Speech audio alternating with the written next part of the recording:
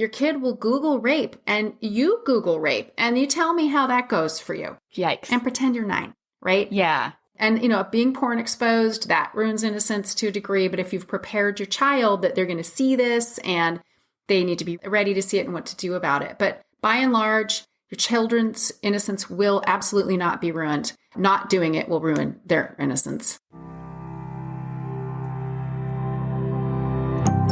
Ever feel like you suck at this job? Motherhood, I mean. Have too much anxiety and not enough patience? Too much yelling, not enough play? There's no manual, no village, and no guarantees. The stakes are high. We want so badly to get it right. But this is survival mode. We're just trying to make it to bedtime. So if you're full of mom guilt, your temper scares you, you feel like you're screwing everything up, and you're afraid to admit any of those things out loud, this podcast is for you. This is Failing Motherhood. I'm Danielle Bettman, and each week we'll chat with a mom ready to be real, sharing her insecurities, her fears, her failures, and her wins. We do not have it all figured out. That's not the goal. The goal is to remind you, you are the mom your kids need. They need what you have, you are good enough, and you're not alone. I hope you pop in earbuds, somehow sneak away, and get ready to hear some hope from the trenches. You belong here, friend. We're so glad you're here. Hey, it's Danielle. Talking to your kids about the birds and the bees can be really uncomfortable. And most people dread the idea of having the talk, but it doesn't have to be that way. My guest on this episode, Amy Lang, has been a sex educator for over 16 years when she freaked out about talking to her young son about her favorite topic. Surprised by her discomfort with just the idea of talking with her young son about his body, she knew she needed help. Amy did a bunch of research to learn how to talk with kids about bodies and sexuality, and realized that she could help other parents with this important part of parenting. Amy combined her expertise in adult education and her love of sexual health and started Birds and Bees and Kids in 2006. Her mission is to help parents feel comfortable and confident when they have these important conversations. Through her books, classes, online solution center, and podcast, Amy has helped thousands of parents around the world become their kids' go-to birds and bees source. Amy starts off this episode sharing her own parenting regrets and thoughts around parenting differently than her friends. Now, if you only hear one answer of hers from this whole episode, I hope that it's her reasoning for why having talks about sex with your child is so important. In this episode, she shares such practical insight and tips, including an indicator of how you know you're on the right track, ages and stages of puberty and what to expect in their bodies and behavior, as well as tips for talking about absolutely everything, especially with a 9 to 12-year-old, which is what her new book is all about. At the end of this episode, you'll be buying her book, as well as the book recommendations for kids that we mention, and subscribing to her podcast and taking her one tip every parent can utilize right away and using it today at school pickup. Be sure to stay till the end to learn a few important things to take out of your vocabulary and what to replace them with. So, here's my interview with Amy.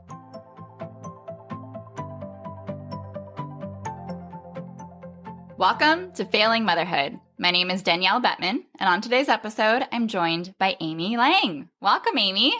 Hi, thanks for having me.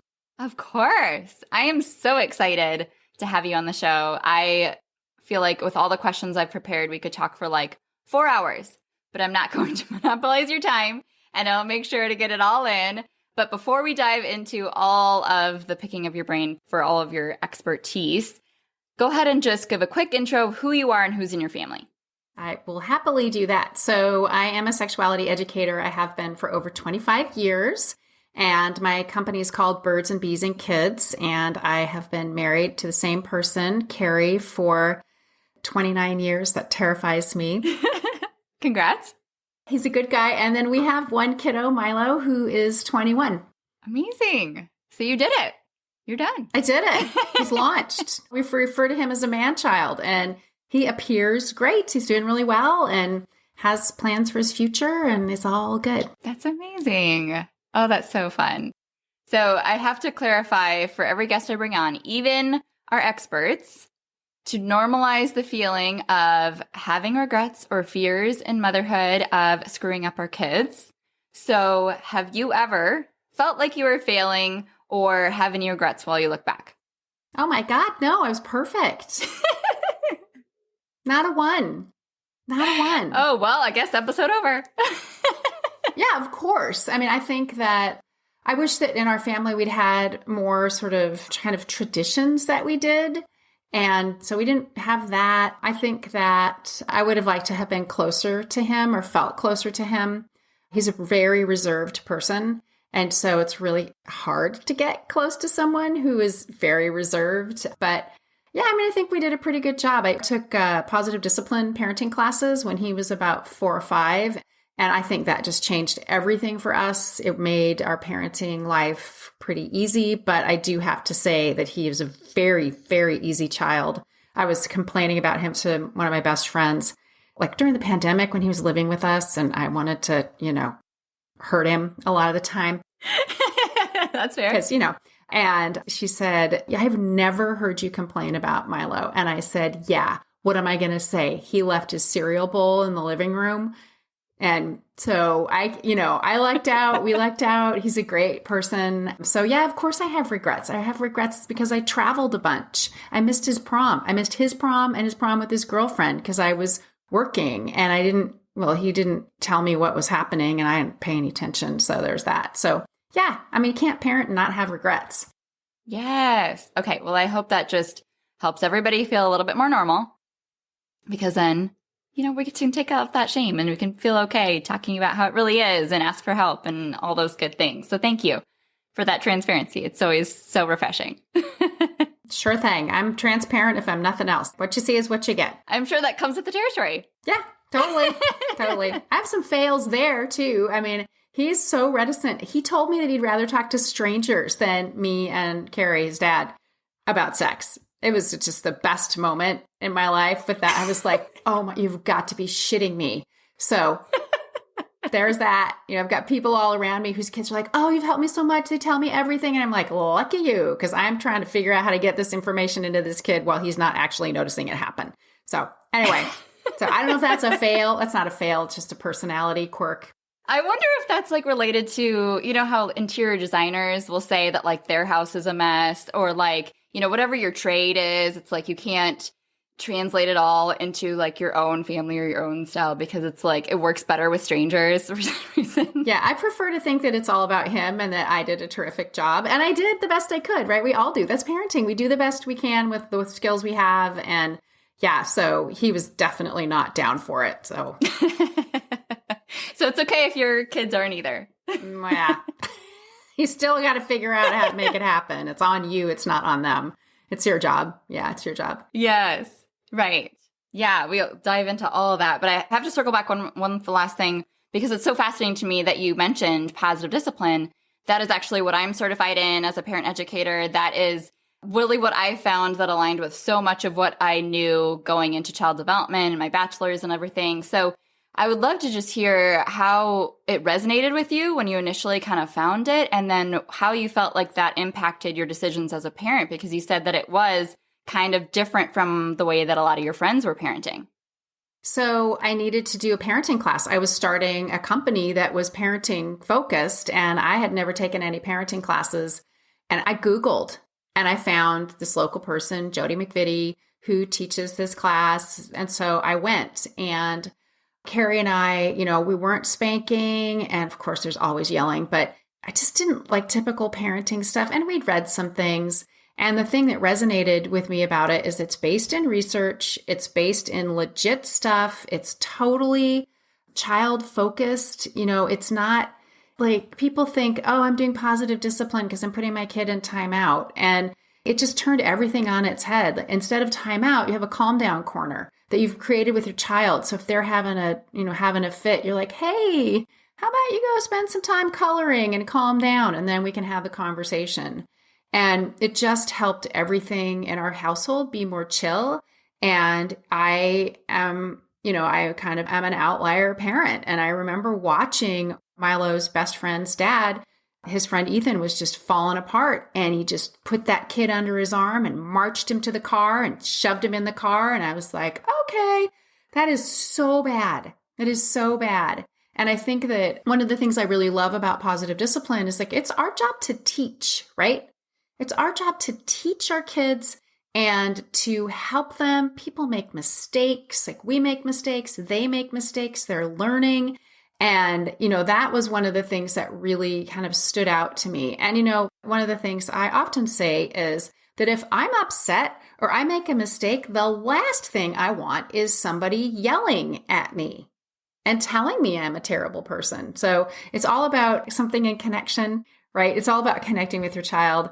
That doesn't mean you give up your authority as a parent, right? It's like you're kind and firm, you're redirective, you have like these family meetings, all kinds of tools. So the tool I recommend all the time in my work is when kids are acting out, like using a lot of potty talk or just acting out in various and sundry ways, I always recommend special time, which is great, which is counterintuitive. Like it's so counterintuitive. Your kid's being a turd. And the last thing you want to do is be like, hey, let's go play Legos.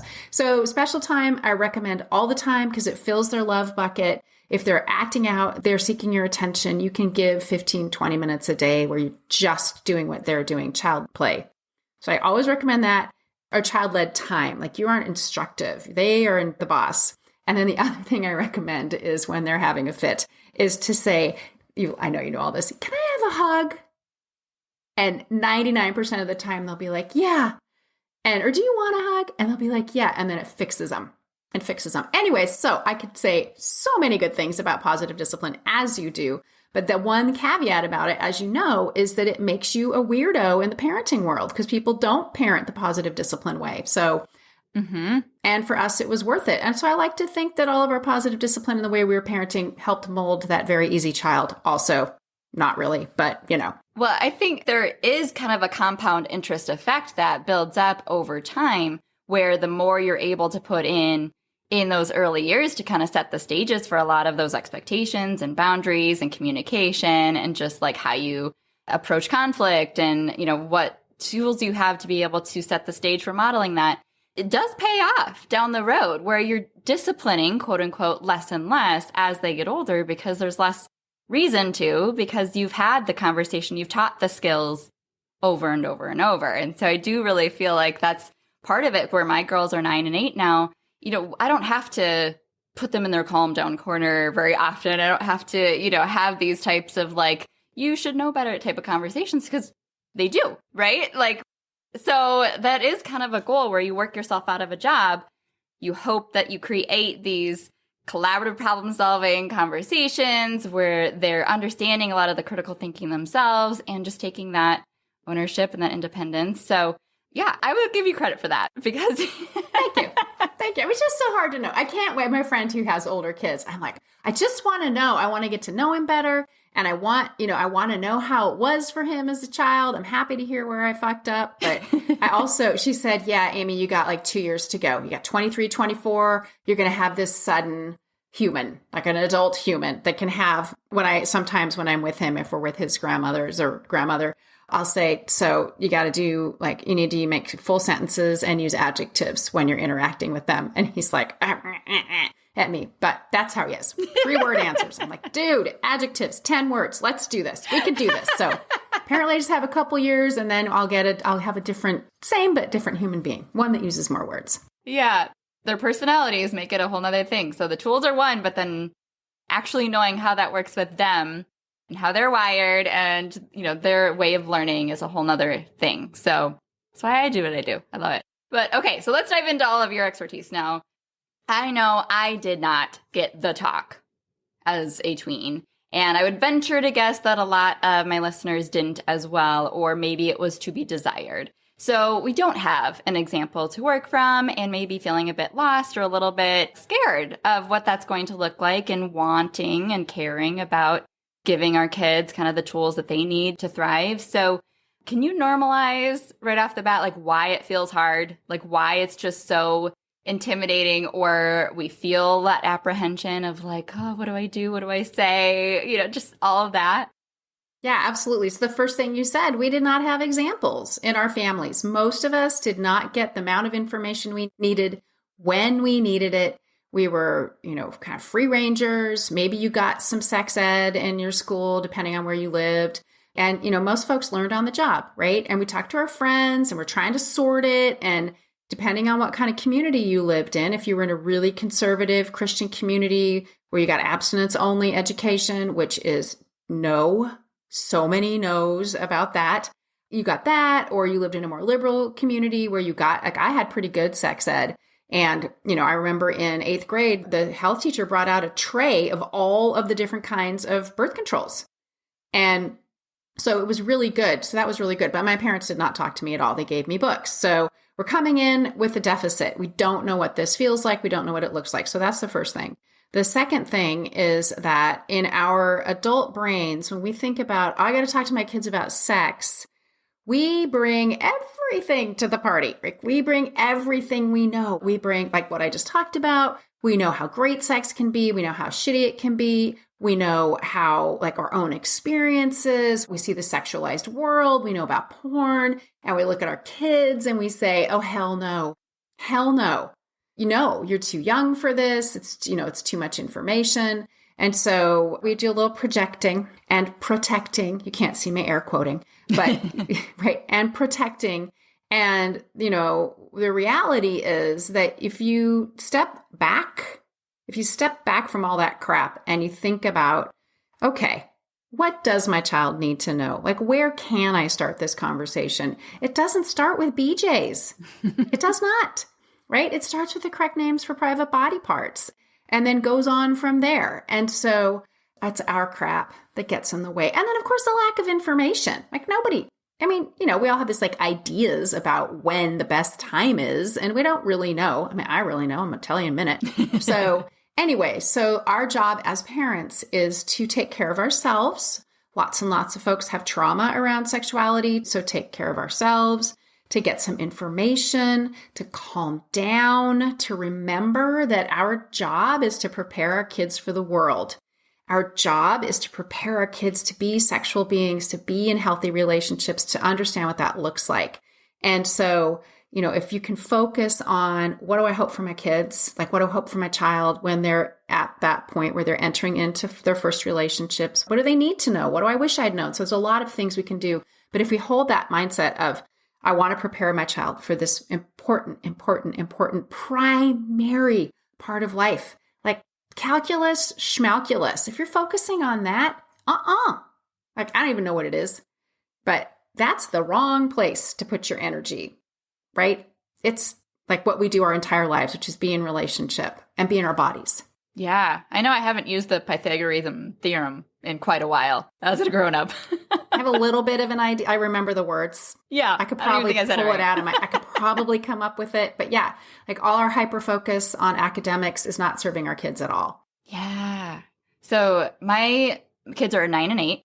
So I'm the perfect parent to capitalize on this conversation. And I'm going to be diving even more into puberty in a little bit. But we actually just got done reading the book, Sex is a Funny Word, which I loved. But starting off from the top, I think like if they don't listen to the rest of this episode, I really want to narrow in on the why. So let's start there. Why have the sex talks? Why is it so important? Well, like I just said, it is a massive part of life. So that is the first thing. They have a human right to know how their bodies work, to know about sexuality, to know about relationships, and all the things attached to that. So consent, orientation, gender, like the whole thing. So they have a human right to that. And the other reasons are like having the conversation yourself with your child. You're going to share your values with your child, and your values are something that they need to hear. It helps them steer the ship. It helps you steer the ship. So when you're really clear about your sexual values, it settles you down. Like, I think about it as giving you roots. So then when you're providing them with factual information, you feel calmer and better about it, because it's really 3 things. It's facts, values, and limits, depending on what you're talking about. And it is your job, right? It protects them. When kids have open relationships with trustworthy adults that can talk with them about sexuality and relationships, they are more likely to come to you if they have a problem. They're also safer from sexual abuse because those people look for kids who are clueless. So if you're 4-year-olds at the dinner table and it's a whole group of people and they announce, Mama, my vulva itches in front of God and everyone, that creepster is going to hear the word vulva and go, okay, I'm not messing with that kid.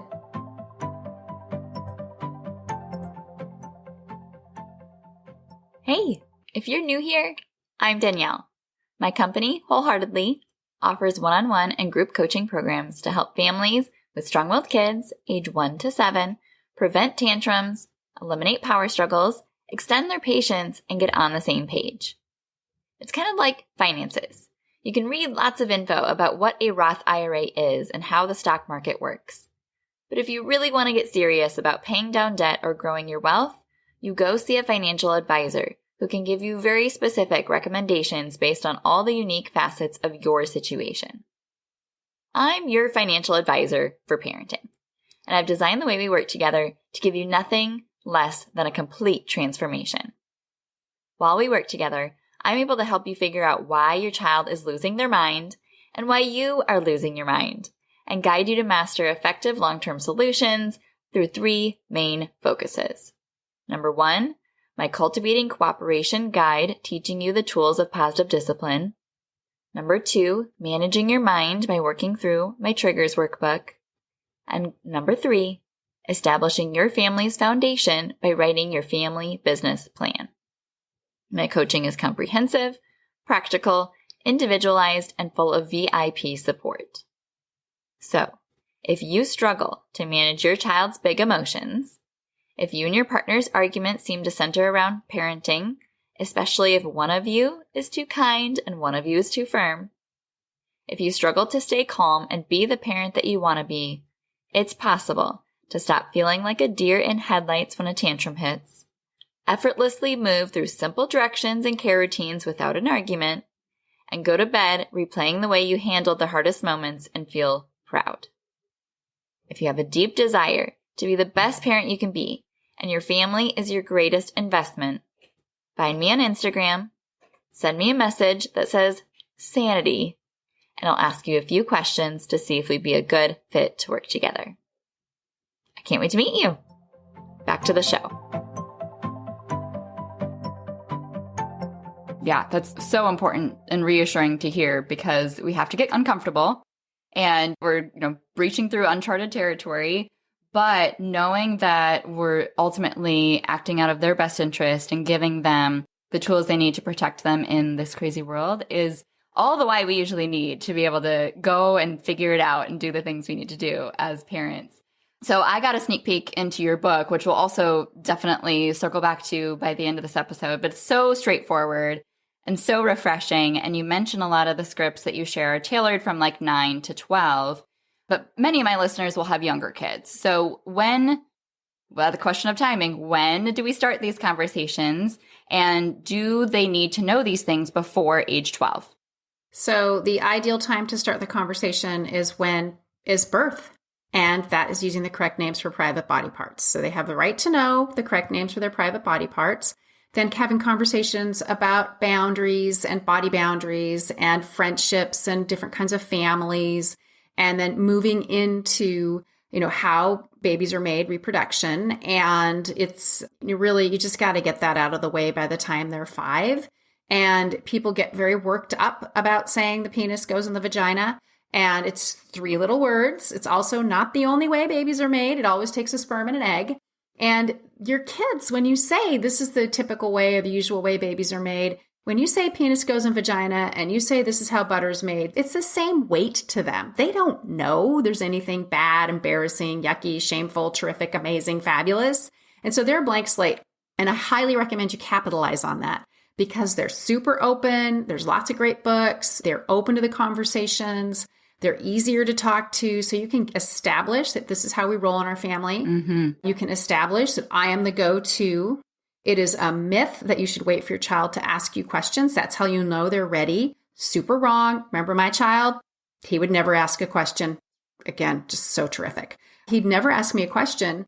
And so it is our job. So getting the party started sooner. By the time they're 8, 9, 10, like hitting those tween years, they get like kind of grossed out. They don't want to hear it, and fine, developmentally appropriate. And that's not, it's tough. They still need to hear it. They still need to hear it. So when they're 8 or so, they need to start learning about puberty. They should know about sexual attraction and gender. You can talk about these things. And I think about it in terms of sort of the lightweight version. And then you just add more details as they get older. You go deeper. So you sort of start at the surface, deeper, deeper, deeper. And then by the time they are in the 6th grade, by the time they're 12, they need to know the basics of everything, which is what's in my book. It's the basics of everything. They're tips for sure. And then the rest of it is basically script. So how do you talk about tampons? What do you say about masturbation? Pretty much all the things. Of course, I'm like, oh crap, I should have had that in there. Damn it, why isn't that in there? But not perfect, not perfect. But there's pretty much every answer. Yeah.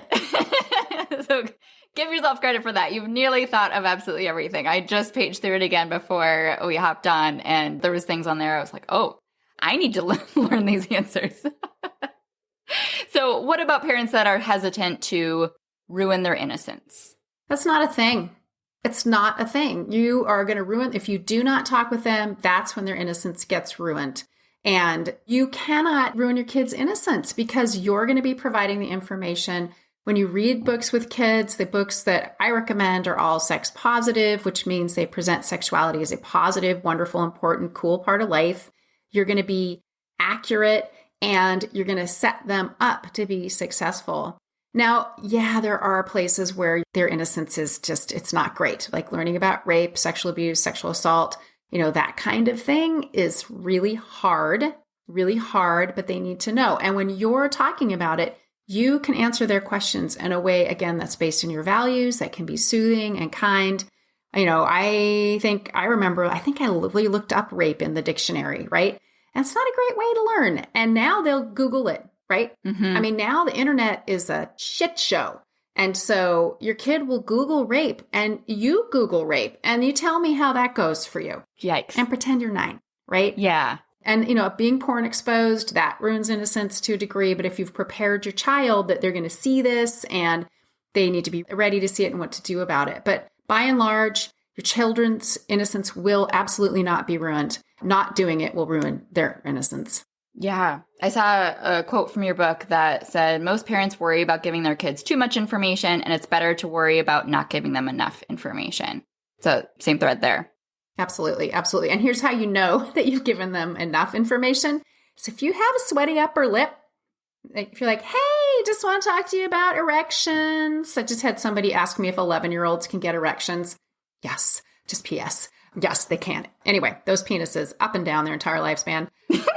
So if you have a sweaty upper lip, you're talking to your person who does not have a penis and you're like, hey, just want to talk to you about penises. You know what erections are? And then you're like, then you're good. You're good. So you want to be uncomfortable, just a little uncomfortable, sweaty upper lip, and you're hitting the nail on the head. Okay. And it's really hard for us to do that. So don't worry about it.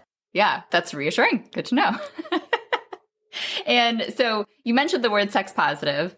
Does that mean that you are encouraging sex at a young age? No, nobody encourages sex at a young age. No one. I mean, sure, someone, but they're evil. No, it means that you see sexuality as a positive part of life. And most of us didn't get that message. And if you think about it, like, why do we do sex? It feels good. Why do we have relationships? Theoretically, it feels good. I am going to qualify that. It should feel good. Ideally, it feels good, right? Like our motivation is pleasure. Doesn't necessarily mean you're going to get that. But yeah, I mean, it is a good part of life. Families are a good part of life. Knowing your sexual orientation is a good part of life. Understanding that, honestly, that there are ways to be safe and not safe when you have sex. Like, that's all good information. So yeah, there's a lot of misinformation out there. So sex positive does not mean you're telling your kids, hey, baby, here's what kink is. And you know what? You can just tie yourself up or have your partner tie you up. That's not it. That's not it. Right. And if you provide and talk about condoms, that does not encourage or entice that behavior. No, they're going to do it. They can do it safely or not do it safely. I believe that girls who identify as straight and could potentially, well, everybody with a vagina could potentially have a penis in there. I believe that they should be offered birth control when their periods are around 14, 15. I mean, average age people have sex, penis and vagina sex is about 17. So it doesn't hurt their bodies. They're prepared. It doesn't mean that they're going to do it any sooner. That means that when they do it, and hey, did you have a super birth control plan the first time you did it? Maybe you did, right? Maybe you were there. Maybe you weren't. And so it's a family choice. I know it makes people twitch, but you really need to think about what's in the best interest of your child, talking to your child, the child's doctor, like medical care folks, and just making sure that this is a good idea. And just one more thing, the Mirena IUD makes your period stop. It can be a really good thing for people, right? So, and you can't get pregnant, and it doesn't hurt their bodies to have it. Again, like unintended pregnancy is going to cause way more trouble than being on the pill or something like that, or having an implant or something like that. But it's not for everybody. So I just want to throw that out there. And I know, like, if your kids are pretty young, like this can be like, no, thank you. But park it. You might change your mind. Right. Just, yeah. They already have the sweaty upper lip, just listening. Sorry about that. Take a breath. Here we go. Okay. Sip of coffee. So let's dive into more about puberty then, because that's, one of the steps along the way and most relevant to my family right now. So episode 58 of this podcast. So if they want to jump back, I had Allie Payne on here, and she was a teen parenting expert and talking about the brain development that happens throughout puberty, which is so important and enlightening as a parent to be able to understand. And she brought up the inside out type of like illustration of kind of like the architecture of their brain kind of crumbling and like rebuilding.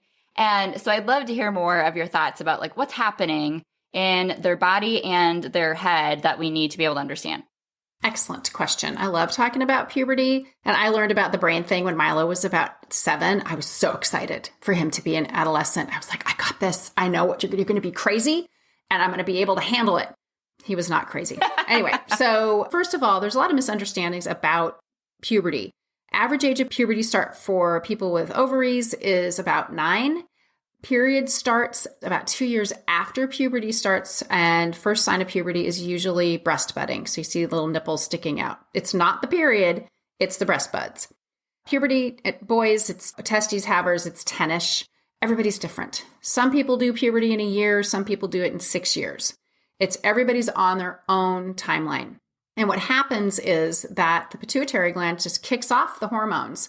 And so they get their puberty hormones. And when that happens, it also causes some changes in the brain. And we did not know this for a very, very long time. And we didn't understand why teenagers or adolescents were so irrational and weird and couldn't remember anything. And like, what is wrong with you? And what happens is before they start puberty, their brains are huge. They're beautiful. They're juicy. Kids are really, smarty pants and fun and generally, hopefully even keeled. And then puberty starts, and with this brain goes through this process of pruning. And let's put the brain in the palm of the hand and Dan Siegel's stuff in there. I'll make sure you have those links. It's really helpful. Yeah. Oh, I have that. I can add it to the show notes. Yep. Yeah, you have it. Yeah, do it again. So this pruning thing happens, and the neural pathways they're using get strengthened. The ones they're not get kind of cut away. And when they get around to the prefrontal cortex, which is the if-then thinking part of the brain. So if I jump off this bridge, then I might die. Adolescents, they're like, if I jump off this bridge, then nothing. So they don't do very well with that. They're not very organized. They have trouble with all that kind of executive function. And when the executive function, when that pruning is happening in that prefrontal cortex, they call it lid flipping. So their lids are flipped. They can't do that. They can't do it. And so they can't have their pruning happen and keep their poop in a group. So the amygdala is running the show, fight, flight, or freeze. And so when the amygdala is running the show, they're irrational. And so if you say, hey, your hair looks different today to your kid, they may say, oh my God, I can't believe you said that to me. You're horrible. You're evil. I got to go fix everything. And you're standing there thinking, what was that? That is a lid flip. Your kid is not in their right mind. So anyway, knowing that is super important. So that's happening in their brains. They generally, full brain development happens around 25, 26, 27. It's a long damn time. You usually see the curve back to kind of, they're getting better around 19, 20, 21. So they're coming back to their full brain. The development is getting there. So that's what's happening in their brains.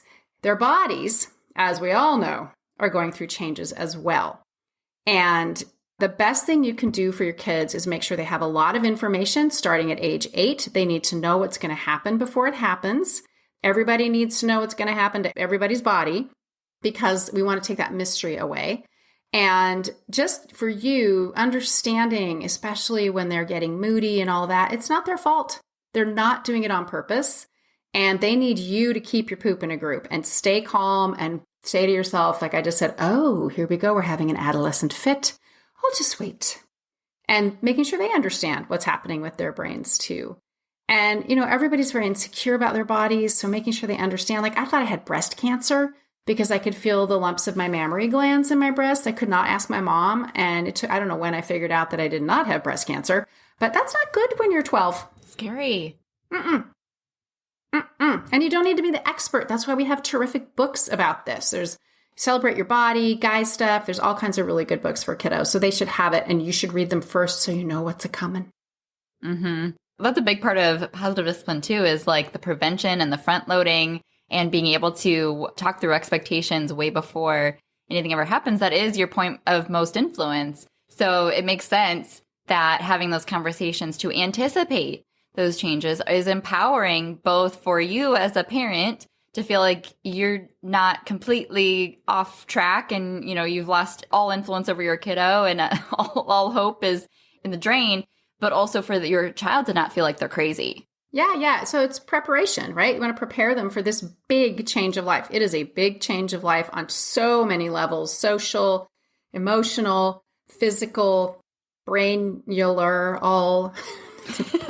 I made that word up. I'm trying to make it all add in. Mental. There we go. Mental. It was in there. Is puberty happening at an earlier and earlier age, or is that a perception? No, it is happening earlier and earlier. There are a variety of reasons why. The main one is that we're just fatter. We're healthier. And so if you have a healthier, fatter body, your body's going to say, okay, hey, I can maybe reproduce now.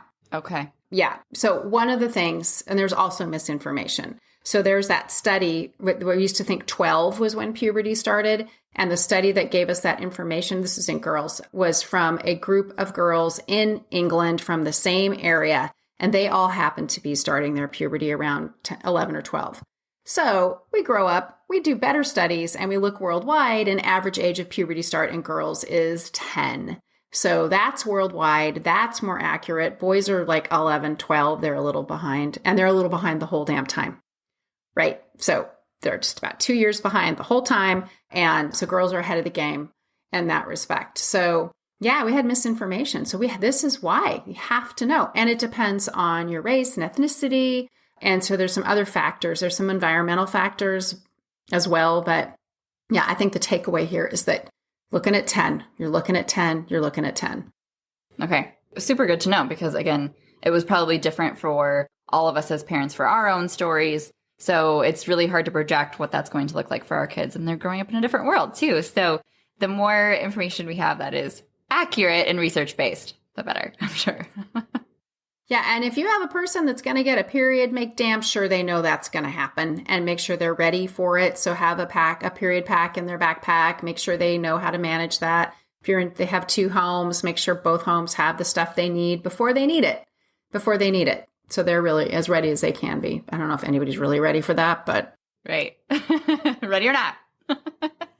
So what do you recommend for parents when it comes to their challenging behaviors and trying to navigate just even the relationship dynamic or the social emotional aspect of it? Well, the main thing is for you to understand, like I said, they're not doing a whole lot of this on purpose. A lot of it they can't control kind of. So a couple of things just in your daily life, and I would start doing this now, is they spend their whole day keeping their shit together. They're at school, they're doing, soccer, whatever. And so they have to keep it together and be like mini grown-ups. And so then when they come home, it's their safe place. And so oftentimes they'll be mean to us. They'll say nasty things. They're grumpy. They're, kind of assholey. And so for you to help them and help yourself, when you pick your kid up from school or they come home from school, do not ask them a question. Do not ask them a question. Say, hey, it's good to see you. Food that way. That's it. Shut up. So what happens is two things. For you, you're given this space. So you're like, hey, how was your day? Blah, blah, blah, blah, blah, blah, blah, blah, blah, blah, blah. You're given a space where you can just listen to music and drive home and breathe. Now, if they want to talk, you talk to them, but don't pressure them. And then when you get home and they do their thing, with Milo, he'd come around about 20, 30 minutes later and he'd start talking to me. And so that is the first thing. So you want to do that now, like today, do it today, right? Do it today and see what happens. And again, it's a gift to yourself, right? Other thing is watch their moods. Unfortunately, they all get chatty around 9:30, 10 o'clock, which is bedtime. So bedtime for grown-ups. So you need to be ready for that and ready to engage. You can't, this doesn't mean like every conversation you have with them has to be when I call it lucid. But what it does mean is that you're going to give them some grace and then you need to be there for them when they need you. Just some other tips are when you in particular with sex talks in this age group is to warn them and say, hey, I want to talk to you about a sex thing. We can do it now or do it later. And they will always say later, but they might say now. So you need to be ready with the thing. You have to have you have to get life done, right? Like they have to do shit. You can't just be like, okay, hi, are you lucid? Hey, would you brush your teeth, or pick up your bedroom? No, like there's shit that has to happen. So just being mindful of that and then thinking about yourself, right? As a teenager, what would have been helpful? That's usually pretty good. Oh, here's another little tip. Shut the bedroom door. Don't tell them to clean their room. Let them have a pigsty. It does not matter. Does not matter. You'll take away this point of contention. They will learn to clean up. The person at my house, his room smelled like goats and farts. It was awful. And I'd occasionally go in to like extract dishes or whatever. And then he started having friends over. And guess what happened? He got interested in, girls maybe. And guess what happened? So a big, big parenting tip is shut the bedroom door and let them fester. Also make them do their own laundry. It's beautiful. Two beautiful things. Yes. Life skills. Somebody told me. We love life skills. Somebody told me that their kids just gone off to college and she just realized she doesn't know how to do laundry, didn't know how to put on a fitted sheet on a bed. So don't let that happen to your kids. Anyway, blah, blah, blah. I could talk about that forever. What else you got? I love it. Let's go back to sex. Yes. So terminology wise, I was scanning all of like the footnotes with like the asterisk from your book. And I wanted to make note of two of the phrases that you encourage parents to take out of their vocabulary. One being feminine hygiene products and the other being virgin. Yes. So just speak to both of those as to the why behind that. Feminine hygiene products implies dirt, grossness, dirtiness, right? So when we say hygiene, we're cleaning something up, right? So don't say that anymore. It's old school. It's somehow derogatory. I mean, just think about that. When you see that at the grocery store, I'm always like, ugh, but it's not going to go away. So I say period products, right? Let's just be straight up about it. I mean, I know there's sprays and wipes and all that stuff. So make sure your vagina haver knows that it is nothing needs to go in there. Soap and water on the outside. The vagina takes care of itself. If it's smelly or itchy, then something's up. But otherwise, no perfumes, douching. That is not a thing. It wrecks your pH down there and can cause problems. So if that's something you're doing yourself, knock it off. Because if it smells down there, go to the doctor. Go to the doctor. Virginity. Well, let's just say this. It is religious. It's shameful. It puts this like purity thing. I'm a virgin. It's a ton of pressure. Did you lose your virginity? It just is, again, this old school thought that has so much crap attached to it. Because, right, the Virgin Mary, that's where that came from, right?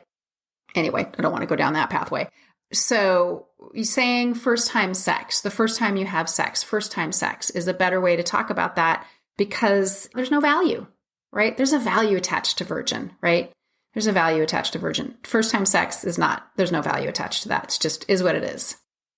I love that you provide the alternative because whenever that's so often in parenting, it's like, well, yeah, I don't want to use punishments and rewards, but I don't know what to do instead. So I find myself, back here doing the threats and the bribes instead I wasn't going to do because we need the replacement. We need to know what to do instead. And so it's so practical to be able to just like edit, delete, and replace those vocabulary words that are kind of unquestioned or ingrained in the way that we were conditioned as a society to expect to have those conversations. So I appreciate that new light that you spin on that. So super practical. Yeah, thanks. Yeah.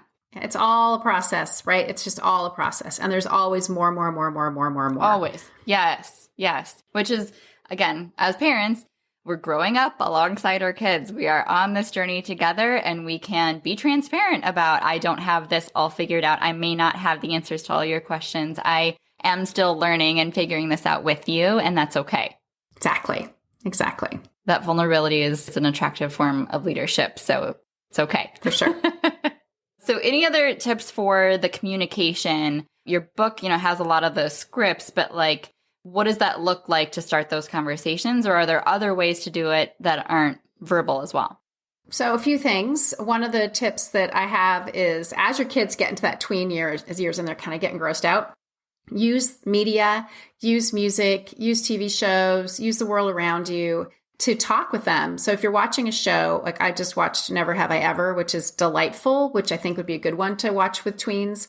And it's about a gal who's having her first relationships. She's in high school, and there's a lot that goes on. And so you can say, hey, when we were watching Never Have I Ever, I loved it when blah and blah happened. Here's why. They're not going to know what you're doing, right? Planning is not cheating. Or this thing happened, and I thought what did you think of that? How'd that feel to you? Right? So we're teaching without them knowing what's happening. Carrie and I used to have conversations about things. I'd be like, oh my God, this is happening in the world. Look at this. This woman is 10 and she had 4 children. Lie. And then we'd have this conversation in front of him. And he was there. He was listening. He didn't know what was happening. So he was kind of getting into his, had to be sneaky. So asking, what do you think about, or do you know anyone who sort of broad strokes questions, who's crushing on whom, like those kinds of things. Definitely having books. It's really hard for kids to resist books. And the sex is a funny word. And Corey has a new book called, Sex. They're graphic novels. They're beautiful. He's got really good stuff in there. So making those available. And then just saying, I got to, hey, I got to talk to you about a sex thing. Just do it. You can time me, right? 2 minutes. I need 2 minutes. You don't have to say anything. Just get it out. And remember, it is not their job to ask you questions. It is your job to provide the information. And some kids are for some reason, the younger sibling is usually just a total chatterbox. I've heard this over and over and over, that the younger sibling's and this and that. And the older one's la, la, la, la, right? They, for some reason, so capitalize on the younger kid. One other thing is that if one of your kids comes home and you've got a 3-year age difference, and one of your kids, this is a true story, came home, a 10-year-old and an 8-year-old, they come home from school. They'd been chatting in the car. I think there'd been some kind of slang words that were thrown around in the car. And she straightened them out about that. Then they came home. The 10-year-old went upstairs and then immediately came back downstairs. She's doing the dishes, the mom. And he says, what's a BJ? What's a blowjob? And she said, right in her head. And then she said, great question. What do you think it is? What do you think it is? Where'd you hear that? And he said, well, I don't know. I think it's a sex thing. And she said, yeah, it is. And where'd you hear it? Boys on the playground, right? And then she explained what it is. Sometimes one person will put their mouth on another person's penis because it feels good. It's not something kids do. It's not something you ever have to do, blah, blah, blah. And she said, you got any questions? And he said, no, gross, and walked away. Just to point out that you're not always going to get that, right? And just that he didn't ask that question in front of his younger sibling. And if he had, I'm on the track. If he had, I highly recommend that you have a code with any kid that comes home, Mom, what's a BJ, in front of their, 8-year-old sibling. The mom could say, excellent question. Let's talk about it when we have some tea. So there's a code. So the kid knows, zip it. We'll talk about it later. Or a great question. I need to think about it. But the worry is they're going to Google. So, right. So that's why. May I have the monitoring and filtering rant time? Go for it. Yeah. So your children will see pornography. The average age of porn exposure is about 9. They don't do it on purpose. They Google like you would have Googled. They Google sex. They Google blowjob. They Google boobs. And so just like you would have been curious, they are too. We go to the internet for everything, right? I don't know what that is. I'm going to Google it. Your kids are the same way. So your job is to protect them. And what we've got now that seems to be the best thing we've got, aside from talking with them about sex, it reduces their curiosity, is to use monitoring and filtering. Monitoring is watching. Filtering is blocking terms. So I like to use an analogy of being in the car. So you get in the car, you always wear a seatbelt. That's monitoring. Everyone in the car has a seatbelt on. The filtering are the car seats. So your baby starts out in a bucket, rear facing, and then they get a car seat, and then they get a booster, and then they get the front seat. So that's the filtering. So you start out really tight, and then you let it out. You let out the search terms. By the time they're in 6th grade, they should be able to go anywhere online, but you're watching, you're monitoring. So, and then you have conversations, right? So they know you're watching. So if they Google something, like could go to a porn site and you're like, try to, and you're like, hey, porn, not okay. So this is required. This is required. It's all we've got right now. And you have to do this for your children. And, you know, you may be thinking my kid would never. What if a kid comes over and like, Google, right? Their friend comes over. So it's a health issue. It's a public health issue. Again, it's a safety issue. Most kids, when they see it, they're like, oh, gross, and don't look at it again. But some kids rabbit hole. Mm-hmm. And the older they are, the more likely they are to watch it more. And the other sad thing is that teenagers see porn as sex education. They use it for sex education. It's not. It's not good. It's not good. Not good. So get talking sooner rather than later. Use monitoring and filtering. Talk about pornography. There are books that we recommended, Good Pictures, Bad Pictures. It's really helpful. And talk about it. Don't be afraid to talk about it. They're not, same thing with like talking about sex. Like they're going to do it so they can prepare them. They're going to see porn so you can prepare them or not. It's your choice. Mm-hmm. I'm all for the preparation. Yeah. And so relevant to today's day and age because I heard the analogy, letting your kids use unfiltered internet is like dropping them off at a street corner in the middle of New York City at midnight. Yep, totally. We would never do that. We'd never do that. Good luck. Enjoy yourself. Yeah. It's so important to bring that into context because, of course, we want to say, my kid would never. Right. Or here are the car keys, drive the car. Good luck. Yeah. Oh, don't hit anyone. Be careful because there's oncoming traffic. So, okay, good. That's the brake. That's the gas. Bye. Right. Same thing. We would never do that. Yeah, we would never do that. So tell us more about your book and all the ways that we can connect with you resource-wise. Thank you. So my new book is called Sex Talks with Tweens, What to Say and How to Say It. And you basically described it. It's scripts and there are also tips. I cover pretty much everything I could think of. And it is completely legal to read the script out of the book to your kid. If you have younger kids, you can scale it back. If you have older kids, you can add more information. But really the focus is that 9 to 12-year-old range. Mm-hmm. The other place you can learn more from me is I have a podcast too. It's called Just Say This, and I answer questions from parents like we did right now. So it's a hodgepodge. I generally don't make them I have a question from a parent of a 3-year-old whose kid can't let go of their penis, and then a question from a parent of a 14-year-old who's been watching porn. So it's all over the map because I believe there's something to learn from every question for every age group of, a parent, right? Like, maybe you have an 11-year-old who's hanging on to their tallywhacker 24/7, kind of the same conversation, a little different, but so there. And then my website is birdsandbeesandkids.com. And if you click up in the corner, it says freebie, and you'll get a really helpful handout called 7 Steps to Great Sex Talks, amongst other things. So those are the best places to find me. Yeah. So relevant, so helpful, and so needed. So I'll make sure that all of those things are linked on the show notes and the blog post and, all that stuff. And thank you for all the time that it takes to put in all that work and create those things for us because we are going to soak it up. Thanks. And thanks for having me on, and thanks for your great questions. And thanks for your work. Thanks for your work. Of course. So I can't let you go without asking the last question. I ask every guest I have on.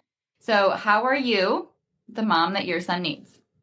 I think I'm really open and accepting, and have been able to really roll with who he is and his needs and who he's growing into.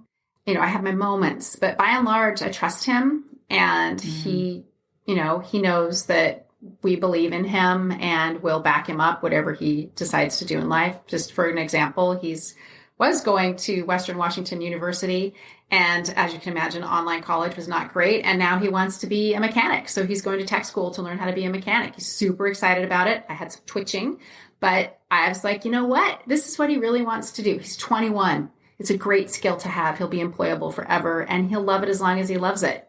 right? He may love it, right? So that, I think that being flexible with that kind of thing, which we have, Carrie's really good, much better at that than I am. But yeah, like having that ability to say, yeah, this is who you need me to be. And what we need to do for you is to be flexible and open and trust that he's going to land on his feet. Oh, it's so important. He's lucky to have you having that perspective, because I'm sure that means everything at his age. Thank you. Thank you. Yeah. Well, thanks again. My pleasure. This was amazing, and I can't wait to share this episode. So thanks for coming. My pleasure. Thank you so much for tuning into this episode of Failing Motherhood. Your kids are so lucky to have you. If you loved this episode, take a screenshot right now and share it in your Instagram stories and tag me.